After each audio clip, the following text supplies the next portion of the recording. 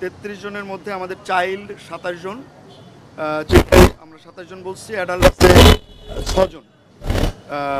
Discharge আমরা গতকালকের মতোই 4 জনই আছে। আমরা আরও কিছু রোগী আমাদের রেডি হয়ে যাচ্ছে, অবস্থান অনেক উন্নতির দিকে। হয়তো আমরা 2-1 দিন পরে যে কোনো দিনই হয়তো দিতে পারি।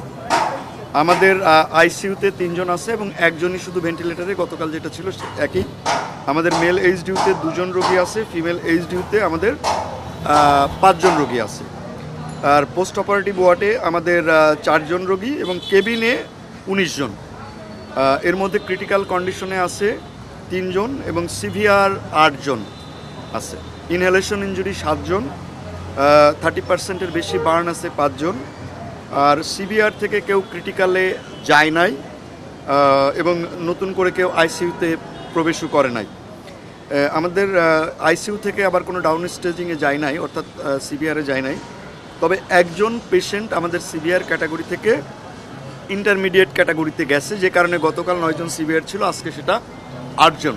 অর্থাৎ আমাদের আজকের খবর যেটা আমরা যদি সংক্ষেপে বলি, যে আমাদের স্বস্তির খবর যেটা, আমাদের কোনো পেশেন্ট আমরা আর হারাই নাই। আর একই সঙ্গে আমাদের একজন রোগী একটু উন্নতির দিকে, সিভিয়ার ক্যাটাগরি থেকে ইন্টারমিডিয়েট। তবে আমি আগেও যেভাবে আপনাদের বলেছি যে ক্রিটিক্যাল থেকে সিভিয়ার, সিভিয়ার থেকে ইন্টারমিডিয়েট, আবার উল্টা দিকেও আসলে যে কোনো সময় ঘটতে পারে। আমরা আপনাদেরকে যা যা ঘটছে প্রতিদিন আমরা একেবারে সঠিক তথ্য দেবার জন্য এই কথাগুলো বলছি। আপনাদের ব্যাখ্যাতে আপনারা যখন সংবাদ প্রকাশ করেন তখন এই বিষয়গুলো উল্লেখ করবেন, এই জন্যই যে হয়তো অনেকেই প্রশ্ন করবেন যে আজকে তো ইন্টারমিডিয়েট ক্যাটাগরিতে গেল, এই রোগী যদি আবার কালকে সিভিয়ার ক্যাটাগরিতে কেমনে হলো। এটা কিন্তু আমরা আরও বেশ কিছুদিন যাবৎ আমাদের এই পরিবর্তনটা একেবারে স্ট্যাটিকভাবে হবে না।